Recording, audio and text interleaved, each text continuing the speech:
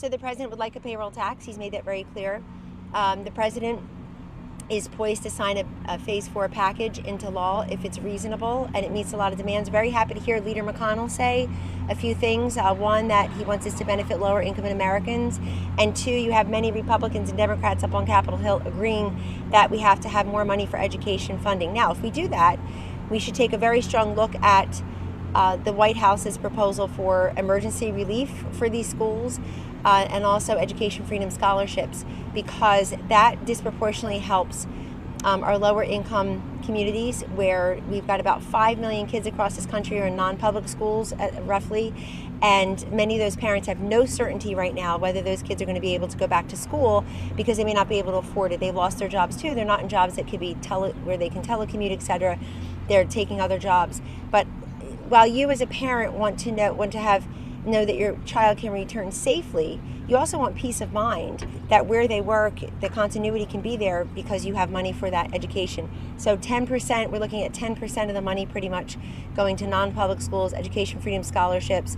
$13 billion or so has already been invested in the schools, but I think to make sure the schools have what they need to safely reopen and to make sure that all the schools, public and non-public, can also receive their kids safely, we'd look at that as well. So I think there'll be what I'm happy about, what I feel really bullish on, if I can, Mark, is that this last CARES Act had very little dissent. There were a few people like AOC said, I'm not going to vote for her, and nobody followed her off that silly cliff. So you had overwhelmingly bipartisan, bicameral support, and we would expect if the pieces are in there, we'd have it again. I hope the Democrats, who don't seem to show up for work very often, if I guess they're at home, but whatever they're doing these days, I hope they're really sharpening up the pieces of this package, and that will benefit low-income Americans. It'll keep our humming economy along, and it really should focus on these kids, because we don't want these kids to be forgotten any longer. One follow-up just on that, just on the stimulus, is just the unemployment insurance. Is the White House support a specific number that would extend either the $600, $400 extra per month or week? We're looking at that. I mean, again, we're going to see what Congress negotiates.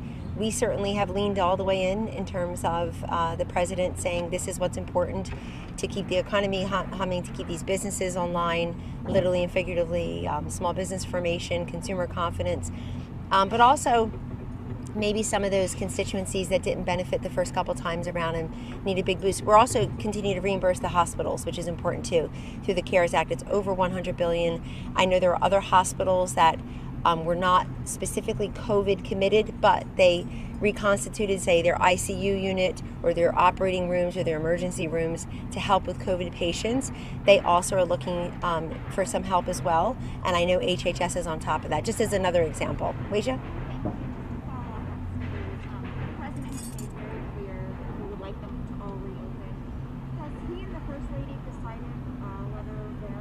Oh, that's a personal decision. I don't know what Barron School has decided, and I certainly don't know what the first couple has decided with respect to their teenage son, who I believe is entering high school this year. I have 2 kids in Maryland also in private schools, and I think we're just waiting to see what those schools say. So far, we're told we're going back in a school not far away from his, the end of August, and we're waiting to see if that happens. And I think that we also recognize that not all school districts are the same. I mean, not all the hot spots are the same. So there is no one size fits all, except to say that what we do know about kids is that on balance, they thrive better when they're in a structured, safe environment like our schools, our school days. We certainly know the statistics where the mental health services, the child abuse reporting, the meal delivery, the ability to interact with an adult eyeball to eyeball, and then of course to get a quality education, all are done better in person in the classroom or outside. I think some of these places are getting, I was with Secretary DeVos in my office last night for quite a while talking about some of the best practices we're hearing from around the country. Some folks are saying, let's just do more outside instruction, get the kids with nature, also, maybe 3 days on, 2 days off. But these parents need certainty also. The president is successfully being the president of the Forgotten Man, Forgotten Woman, but also the forgotten child very much in our sight. So I think you'll continue to hear from this White House, Wasia, about how to safely reopen the schools. But we also want to hear from the school districts because they are making the decision also. I think there should be more money going to education if the Republicans and Democrats agree for that. It just can't go to the teachers' unions so they can run ads against Donald Trump. That's not what it is. It has to go in the classroom, follow the student, and make sure that he or she has the money they need to get this quality education. Kelly? You are advocating for the president to be more front and center again on updating the nation, briefing the nation on coronavirus. Why do you believe that, and why is he not doing it? Well, I believe it because the pandemic continues and he's done a solid job leading our country through it. His approval rating on the pandemic was higher when he was at the podium. It was 51% in March. And I think people want to hear from the President of the United States. He still addresses it. He still talks about vaccine and therapeutics development. He still talks about how he talked yesterday at a DREG event, for example, Kelly, that everybody who needed a ventilator got a ventilator. That's huge, and we're now sharing them with other countries. We've surged the supply in our strategic national stockpile so that we have tens and tens of thousands of ventilators in case, God forbid, they're needed, especially in some of these new hotspots.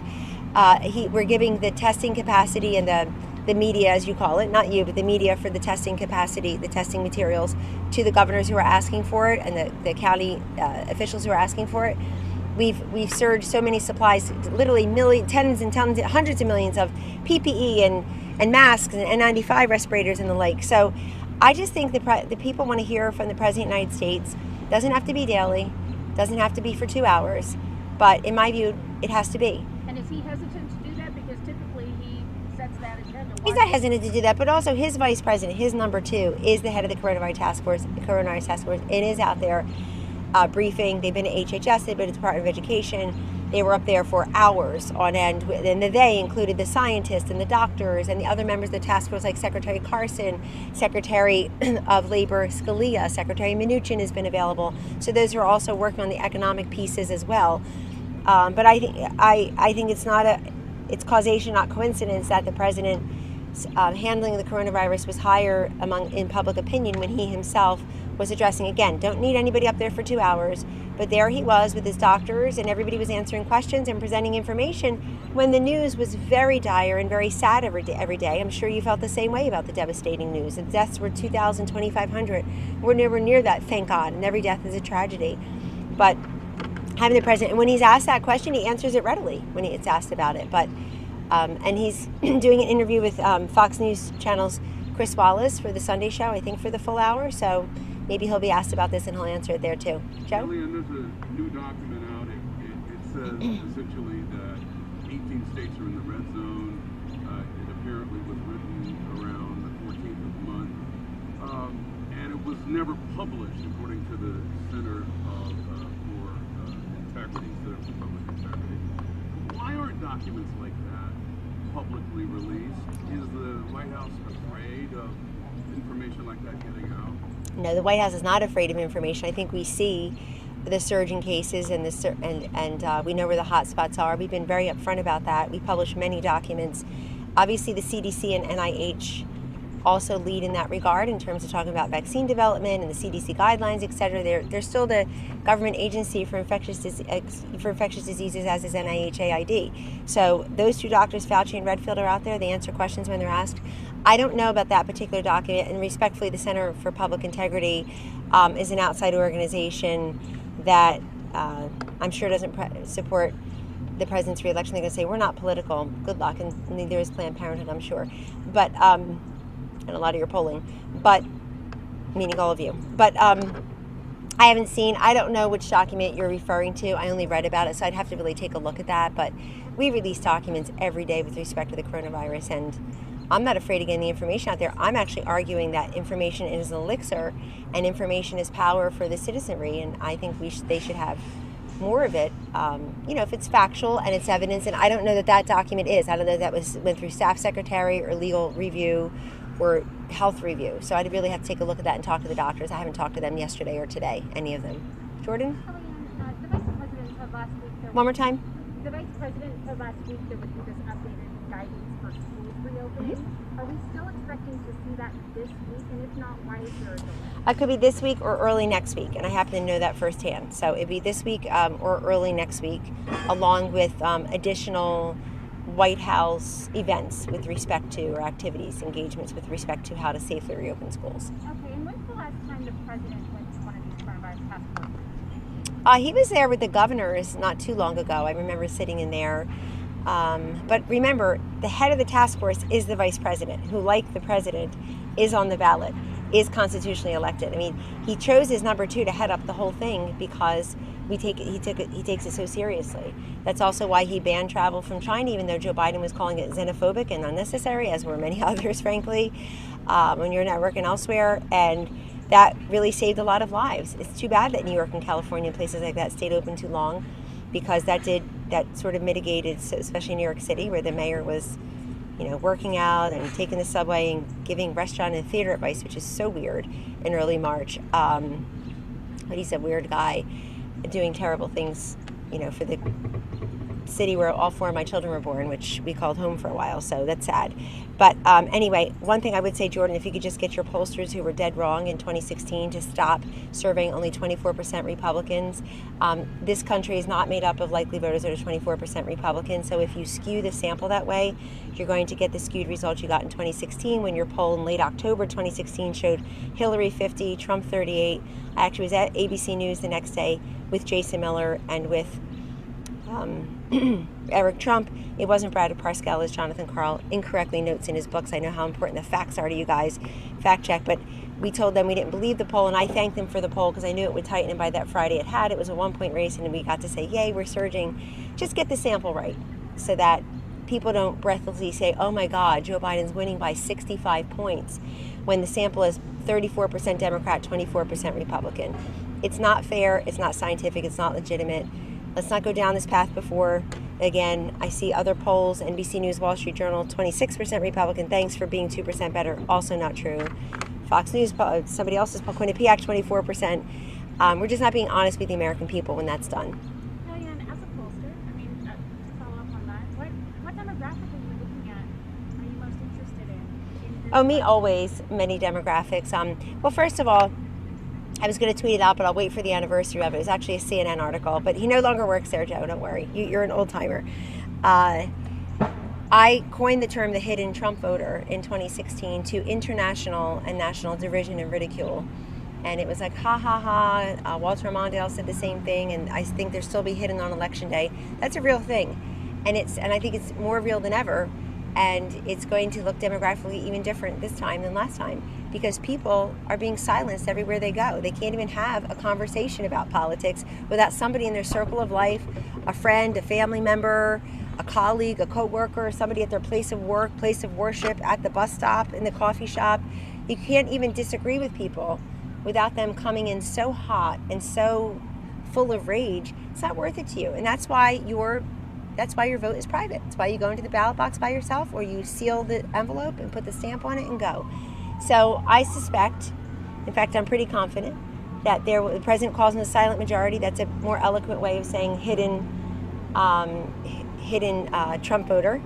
But they were real in 2016. There will be real. There was not a single hidden Hillary voter in all of the United States of America. They were all out and about. And the deplorables and irredeemables, as she called tens of millions of Americans, made sure that their voice, you're welcome to go, their voice was heard, and that their vote counted, and they'll be there again. And I think you're helping, honestly, sometimes to suppress and silence them by not really welcoming a rigorous debate. Barry Weiss, the now departed opinion writer at the New York Times, basically said what I've been saying for 5 years, which is Twitter is not an editor. Twitter is not a reporter. Why if you couldn't get it past an editor's desk in print or even on TV, as anti-Trump as some of the coverage can be, then you sure the hell shouldn't be able to put it on Twitter. Secretary Mnuchin said this month he's also going to, are we still on track for the stimulus bill this month? And also, why are Democrats so skittish about the payroll tax? Well, they're skittish about anything that seems to help small businesses, employers, middle class income Americans, lower income Americans. They should realize that a payroll tax cut helps those businesses, helps job creators, job holders, and job seekers all at the same time. So everybody should be for that. That should not be a partisan issue at all. And it's actually a modest one. It's a $600 payroll cut, or excuse me, it's pretty modest payroll tax cut is what I should say for most businesses. Let me correct myself. We hope it passes this this month. Like you, we're here every day. Congress is not. And it's very frustrating to us, but it's very frustrating to the American people. I think it's why Congress is a Democratic-led, how Congress's approval rating is way down. Because, I mean, Nancy Pelosi gets dressed up with nowhere to go twice a week and comes out with the mask and the matching suit and talks about Donald Trump and doesn't get anything done. No joke. And that concerns me because I'm just one small molecule in this world. And I personally know people who are in need, who are suffering, who want to get those jobs that are coming back, who want to have certainty about the kids in school or the tuition assistance that they've been relying upon all along, or the opportunity scholarships or vouchers for school choice they've been relying upon, and they don't have that certainty. So Congress needs to get back to work and get this done.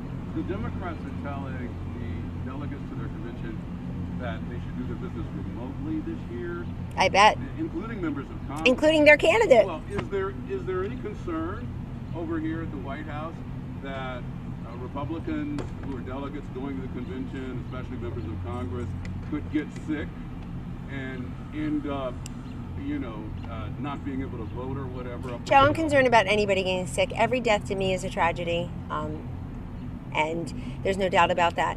But that is not why the Democratic National Convention is changing to all online. Well, but you mentioned the Democratic National Convention. It's because they got a candidate they didn't want, who doesn't match this moment, who took 1 year to become the front runner again and had to plow through, not that he did it very effectively or quickly, but he had to succeed 25 other Democrats who did not want him to be the nominee. And now they're facing the need to put him up on a stage to read from a teleprompter, not with people sitting in those weird circles, like bales of hay. It's very strange, but in front of an actual convention. So sure, we're all concerned about health. There's no question of well-being and safety. But one thing I will tell you, I notice without even looking. So if you look, you're really going to see it. These same people who can't come and show up to work, they're out jogging, they're at the nail salon, let's go have a beer, let's go have a meal outside, pushing the baby stroller, chatting it up with no masks. They're in Nantucket, they're in Martha's Vineyard, they're in their districts. If you can do that, if you can go sit in a nail salon or have a beer, you can sure the hell show up to work here in Washington, D.C. on behalf of the American people. There are 435 members of Congress, 535 if you count the Senate, in this country, representing a country of 340 million people. Get back to work. And so I'm going to start seeing all the people, because you're here every day in heels and suits and dresses and the like we are. What is so difficult about this? But in Jacksonville and in Charlotte to a lesser extent, are you guys even concerned about the possibility that delegates who are members of Congress could get sick in the crowd and then not be able to do any business? Well, I'm concerned about all delegates, no matter what their job is and who they are. I mean, my concern is for everyone. And I think people will make those decisions. Also, I saw this week, and I was on the phone yesterday with Ronna McDaniel in my personal capacity on my personal phone, so calm down, that I was talking to her about Jacksonville and about Charlotte, because I'm trying to help with some of the content, et cetera, and in my personal capacity. I'll be doing it all weekend in my personal capacity, outside by my pool. And so you're welcome to come. So anyhow, we talked about different things that they're doing, and I think they made that public yesterday. The temperature checks, the mask wearing, maybe outdoors for some of the events, like all of that is being considered. But the Democrats just went and said, we only want 300 people. We went from 50,000 to 300, which, as I just noted, is legitimately a small second wedding where I come from. It is not a national convention, and it's not the way we should be electing our presidents. How important are the debates, given that Joe Biden hasn't been on the trail as much? Are you all looking forward to the debates, and do you think that the president will have to use a different strategy than he used in 2016 against Hillary Clinton? So some of it is the same from 2016. It's good that Bill Stepien's there and Brad Parscale's still involved, and those of us who were by the president's side in 2016 are still by the president's side, working on policy here at the White House. Some of it's the same, some of it's very different. And I think that everybody takes Donald Trump more seriously now because they said he could never be president, and he actually is the president. But at the same time, I already see the skewed polls. I already see the underestimating him. It's over underdog telling voters what they should think, what's important to them, how to think, how to vote, how to act, what to believe. People don't like that.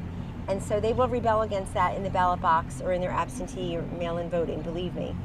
Well, here's what I would say about the 2016 race that is still the same.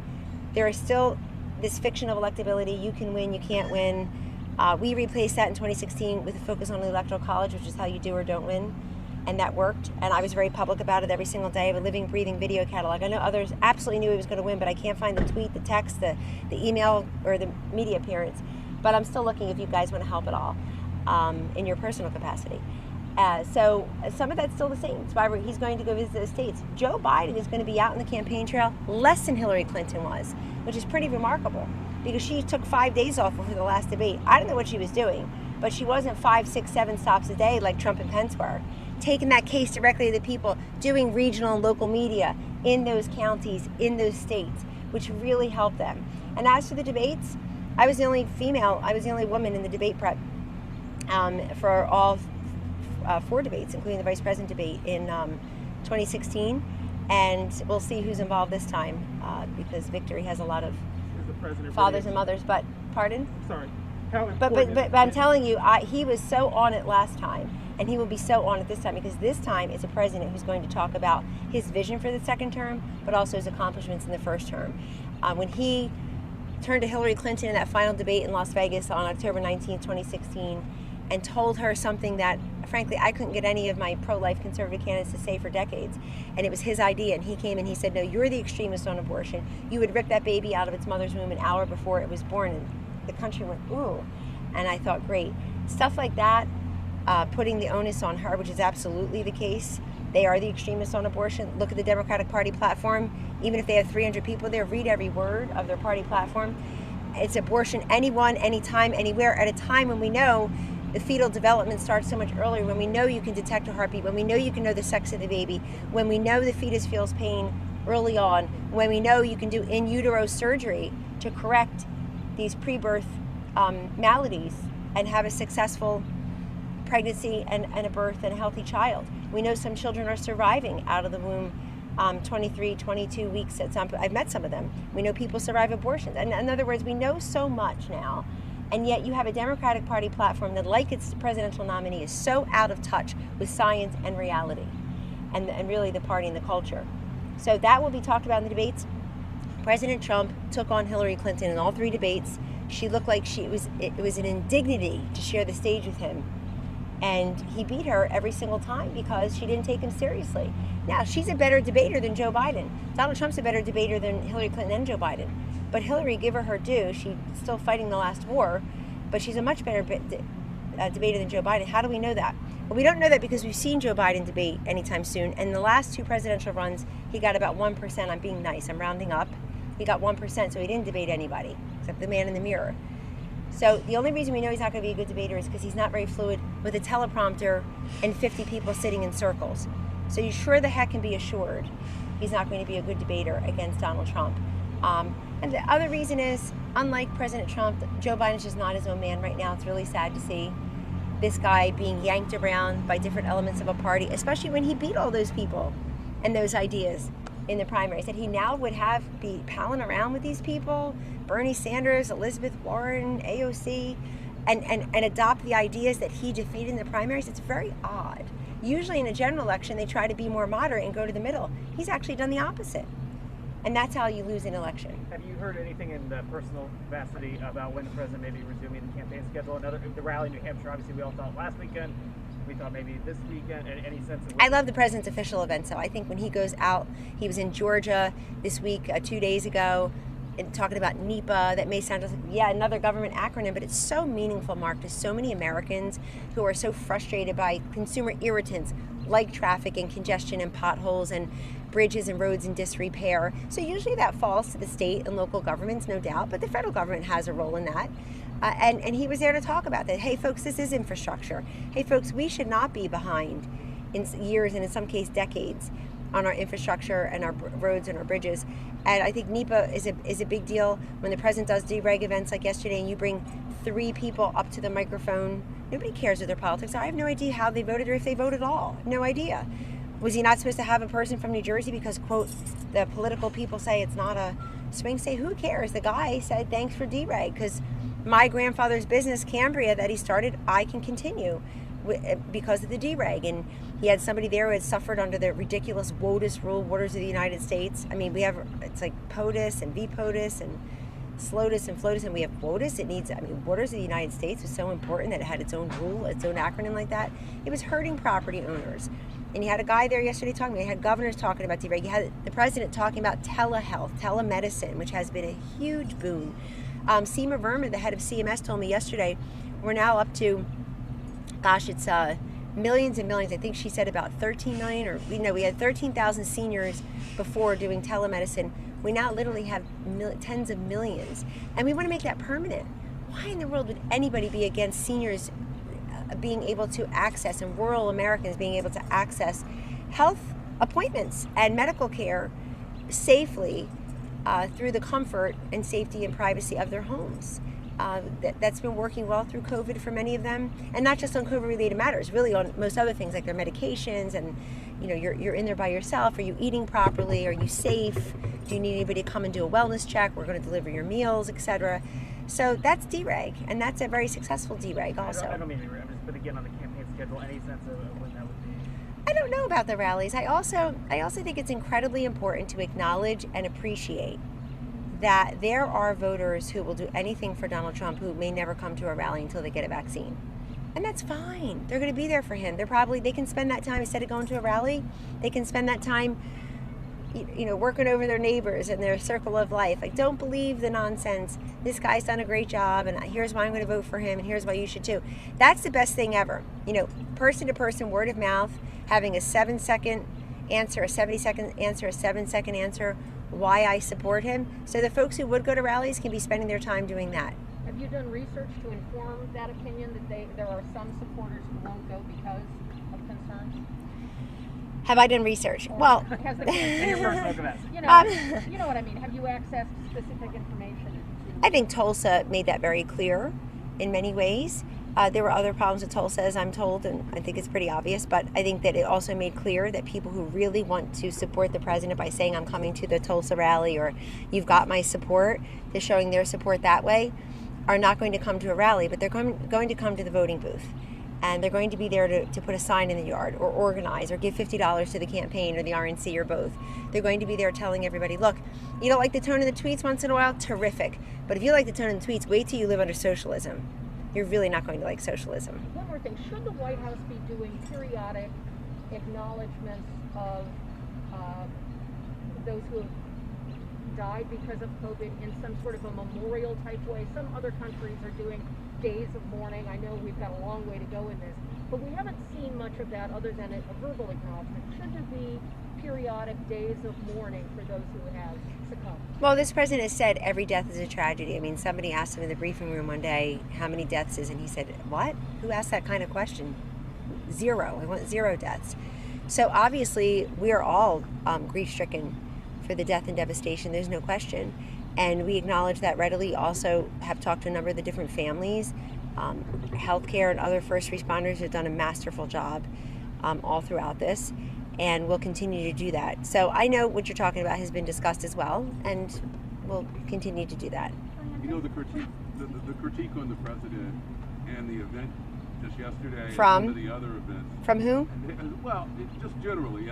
No, not just generally, but okay. You hear it on TV, for example. We do hear it on CNN. That the president is not doing coronavirus events. He's doing other things. That's not true. Yes, I'm sorry. I'm going to disabuse you. Avoiding doing coronavirus events at the bottom. No, he's not avoiding that. In fact, because of this president, we have tens of thousands of ventilators in the strategic national stockpile. Because of this president, no American that needed a ventilator, including in New York, where the governor demanded 40,000, we sent him 12,000. Pardon? Well, everyone who needed a ventilator got a ventilator. I don't know what decisions were being made. If governors weren't asking us, if they were preening at press conferences or didn't have control over their hospitals to ask, how many do you have, how many do you need, and telling us. But hold on, part of the dereg is telemedicine. Sorry, part of the dereg is prescription drugs. Part of the dereg, telemedicine has been huge in the face of coronavirus. The dereg started at the beginning of the administration. Right, but remember, it's not just WOTUS, it's not just property, it's not just business, it's not just small business.